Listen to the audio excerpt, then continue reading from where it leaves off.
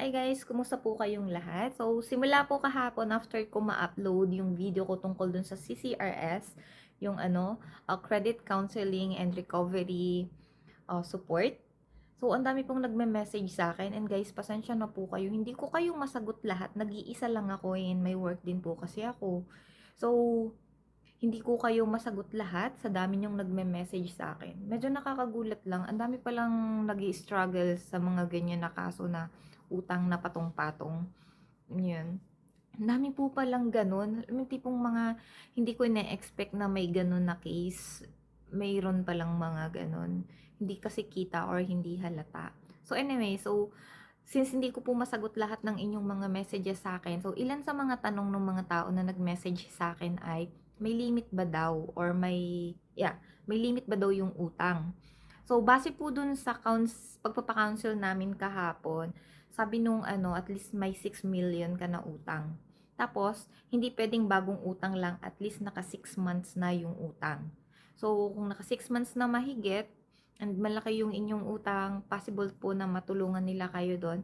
And then, katulad po ng sinabi ko, hindi naman pare-pareho yung service or yung type ng service na ibibigay sa inyo kasi nakabase din po siya sa age. And then, yun na nga yun. Paano mag-apply? Mag-upload lang muna po kayo ng mobile apps sa Google Store. And then, CCRS po yung hahanapin nyo. And then, pag naka-download na kayo, gawa po kayo ng account, and then mag-set po kayo ng appointment for counseling. So, yun po yun.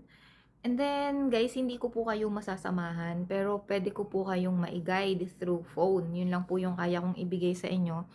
Ang pwede ko lang po kasing samahan yung taga dito sa lugar ko kasi sakop ko sila. So, if outside the city na po kayo ng Haman, hindi ko po kayo pwedeng samahan.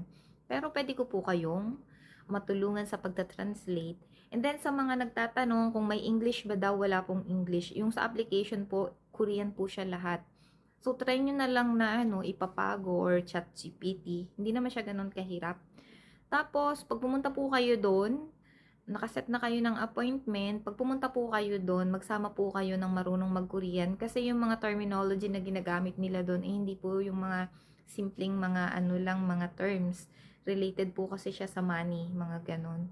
So basta, yun yung mga terms na ginagamit doon, hindi po siya yung usual na ginagamit. Ayun. And then, pag nakaset na kayo ng appointment, ng counseling, possible po kasi na matapos niyo yung araw na yon, possible din na pabalikin pa rin kayo. Pero, pag pumunta na po kayo doon, make sure na magdala na po kayo ng mga documents nyo in case na kailanganin nila or tanungin nila kayo. So, bawat tao kasi iba-iba yung documents na hinihingi. Pero kung mga regular workers lang, may work naman po kayo, advance na po kayong mag-request company nyo ng inyong payslip, yung 1-year payslip every month po na payslip. Tapos, make sure na meron po siyang stamp or seal ng inyong company. And then, bring your ID. Ayan. So, bring your ID and then yung inyong payslip. Yun po yung siguraduhin yung nadalhin. And then, huwag po kayong basta-bastang pupunta doon kasi hindi po kayo nila entertain doon kung wala po kayong appointment. Ano pa ba? So, yun na yun guys. And ang masasabi ko lang po, hindi hindi ko po kayo ini-encourage na mangutang ng mga tumutang ha kasi may ganun na agency na tumutulong. Itong agency na to kasi is tumutulong para mabawasan yung inyong yung inyong mga stress. Parang help na po siya para alam niyo naman dito sa Korea, 'di ba? Ang daming mga nagsusuicide dahil sa utang, ganito ganyan. So siguro yun po yun kaya merong ganon. Hindi ko din po alam actually.